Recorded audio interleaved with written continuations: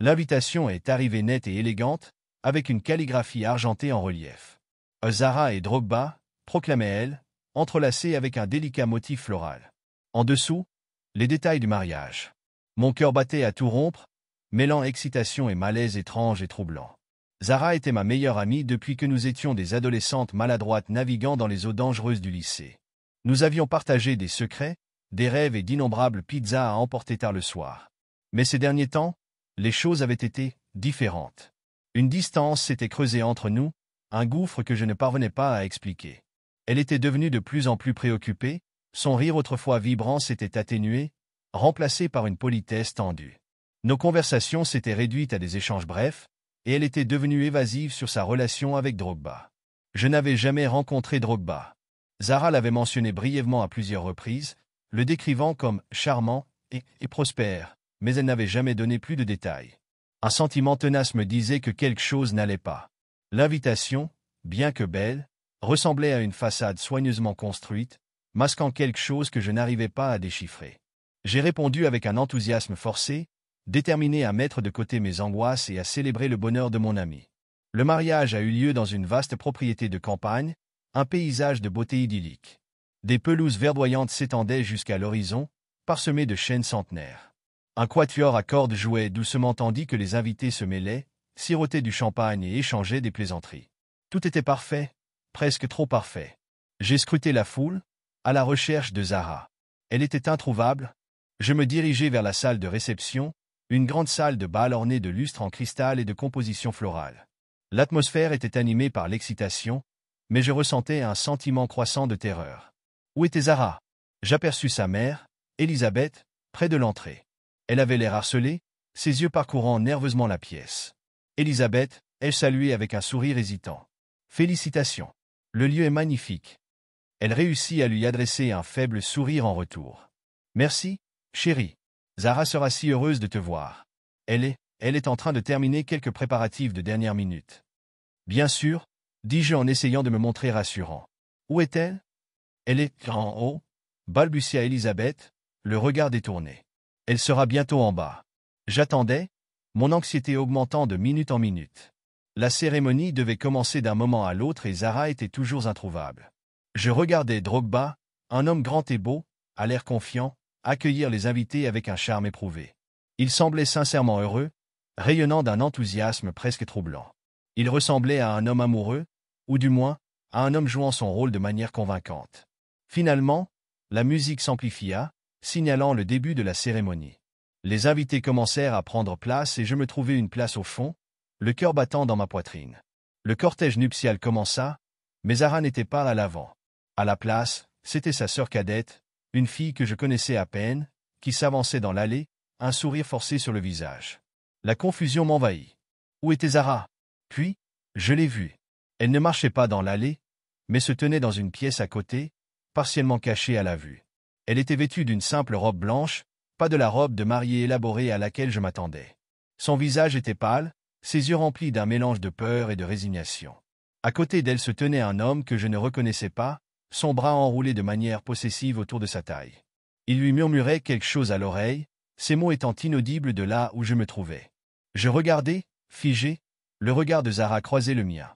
Une larme roula sur sa joue. À cet instant, je compris. Je compris pourquoi j'étais là. Je n'étais pas là pour célébrer un mariage. J'étais là en tant que témoin. Le témoin de quelque chose de bien plus sinistre. Je savais, avec une certitude effrayante, que Zara n'allait pas épouser Drogba. Elle était forcée à un mariage qu'elle ne voulait pas. Et l'homme à côté d'elle, l'homme qui n'était pas Drogba, détenait la clé du sombre secret qui se cachait sous la surface de cette célébration apparemment parfaite. Mais qu'était-ce que c'était? Quelle était la vérité derrière le sourire forcé de Zara et la façade de bonheur soigneusement construite? Et quel était mon rôle dans tout cela? Mon esprit s'emballa, essayant de rassembler les fragments d'informations dont je disposais. Le comportement distant de Zara, la nervosité d'Elisabeth, l'attitude trop enthousiaste de Drogba et maintenant, ça. C'était comme un puzzle auquel il manquait des pièces, un cauchemar qui se déroulait en plein jour. Je devais faire quelque chose, mais quoi? Je sentis une vague d'impuissance m'envahir. Je n'étais qu'une personne, debout au fond d'une salle bondée, témoin d'une tragédie au ralenti. J'essayais de croiser de nouveau le regard de Zara, de lui offrir un semblant de soutien, mais l'homme à côté d'elle s'était légèrement tourné, la cachant de ma vue. Il était grand et imposant, avec un visage sévère et des yeux froids et calculateurs. Il ressemblait à un homme habitué à obtenir ce qu'il veut, un homme qui n'hésiterait pas à utiliser la force si nécessaire. La peur resserrait son emprise sur mon cœur. J'éprouvais un besoin primordial de fuir, d'échapper à cette atmosphère étouffante de tromperie et de coercition. Mais je ne pouvais pas quitter Zara. Je ne pouvais pas l'abandonner à son sort, quel qu'il soit. La cérémonie se poursuivit, sans se préoccuper du drame qui se déroulait dans la salle annexe. L'officiant n'arrêtait pas de parler d'amour et d'engagement, ses mots résonnant de manière creuse dans la grande salle de bal.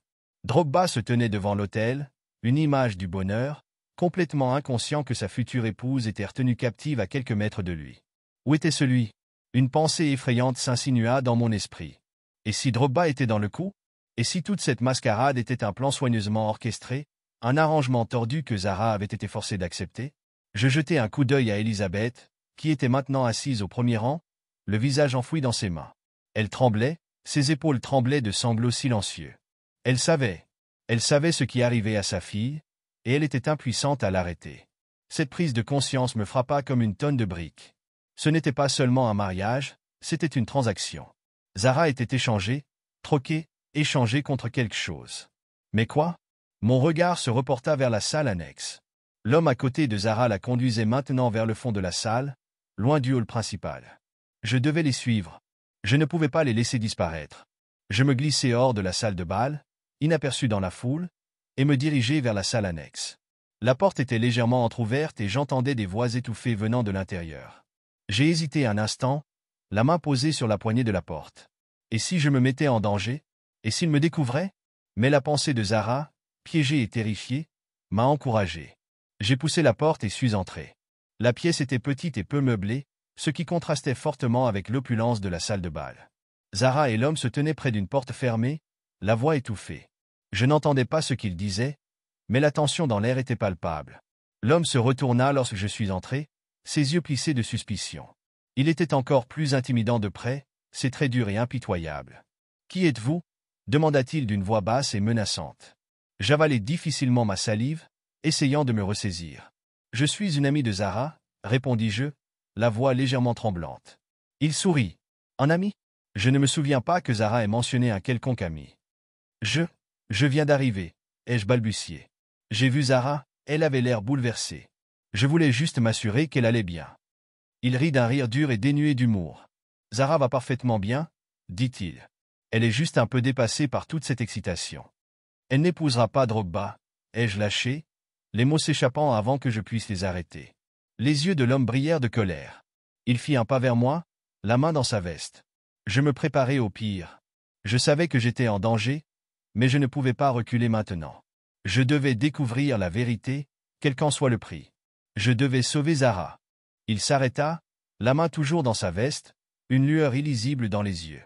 Il ne sortit pas d'armes, mais la menace tacite flottait lourdement dans l'air. Il regarda Zara, une communication silencieuse s'établit entre eux. Zara, les yeux écarquillés de peur, secoua la tête presque imperceptiblement. C'était une supplication, pas pour elle-même, mais pour moi. Elle me disait de partir, de m'échapper tant que je le pouvais encore.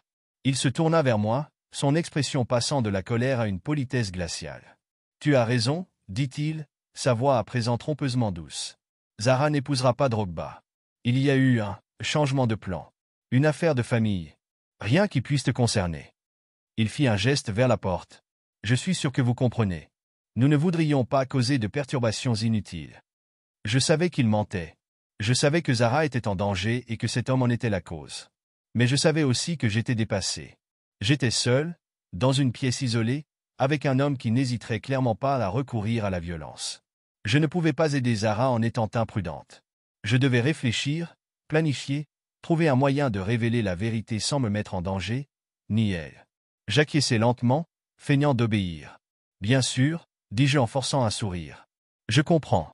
Les affaires de famille sont privées. » Je me retournai pour partir, mais en arrivant à la porte, je m'arrêtai. « Juste une chose, » dis-je en me retournant vers lui. « J'aimerais dire au revoir à Zara. » Il hésita, ses yeux se rétrécissant à nouveau. Il regarda Zara, qui restait silencieuse, le regard fixé sur le sol. Finalement, il hocha la tête. « Très bien, » dit-il. Mais fais vite. Je me suis approché de Zara, le cœur battant à tout rompre. J'ai pris sa main et je l'ai serrée doucement. Je suis là pour toi, ai-je murmuré, d'une voix à peine audible. Je ne les laisserai pas te faire du mal. Elle leva les yeux vers moi, les yeux remplis de larmes. Elle ne dit rien, mais son regard en dit long. C'était à la fois une supplication, un merci et une promesse silencieuse. Je lui ai lâché la main et me suis retourné pour partir, mon esprit s'emplissant déjà d'idées possibles. Je savais que je ne pouvais pas aller voir la police. Pas encore. Pas sans preuve. Cet homme était puissant, avait des relations. Il brouillerait les pistes et Zara serait encore plus en danger. J'avais besoin de rassembler des informations, de découvrir ce qui se passait vraiment. J'avais besoin de comprendre la nature de cet arrangement tordu, la raison pour laquelle Zara était forcée de se marier. En sortant de la pièce, je savais que mon rôle dans cette histoire ne faisait que commencer. Le mariage était peut-être une mascarade, une cruelle mise en scène pour le bien des invités, mais mon engagement envers Zara était réel. Je ne me reposerai pas tant que je n'aurai pas découvert la vérité et ramené Zara de l'ombre. Je serai son témoin, son protecteur, son ami. Et je veillerai à ce que la justice, même si elle tarde, finisse par l'emporter. La belle façade du mariage s'était effondrée, révélant la triste vérité qui se cachait en dessous. Et maintenant, le vrai travail commençait,